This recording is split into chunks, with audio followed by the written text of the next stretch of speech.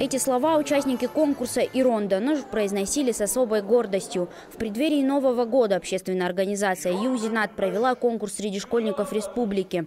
За звание настоящего осетина поборолись 7 участников, которые представили все районы Северной Осетии. Для меня участие в этом конкурсе очень важно, потому что благодаря этому конкурсу я узнал много осетинских традиций, свадебных, про свою фамилию много узнал, про праздники узнал много. И благодаря этому я могу жить дальше, зная свои традиции.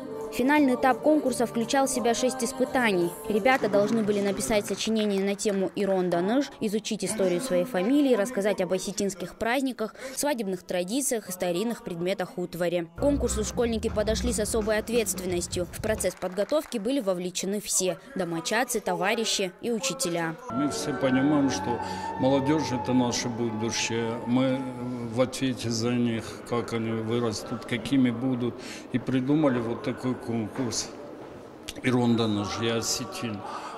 Сама суть этого конкурса очень хорошая и очень приемлемая, допустим, на злобу дня.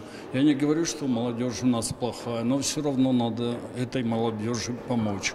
И заодно проверить, вот знают они те обычаи, которые были у наших предков, те хорошие обычаи, ради которых надо было жить. Победителем конкурса стал представитель Алагирского района Азамат Кантеев. Ардонис Алангабуев занял 2-е место, а Давид Габеев из Сурди-горы стал 3-м. Ребята, признанные лучшими, удостоились денежных призов. А специальный приз конкурса «Старинный осетинский музыкальный инструмент Кейшин Фандер» от мастера Тимура Илаева достался ученику 42-й Владикавказской школы Алихану Биджелову. Кайфашинтан, ждунема, Ироне.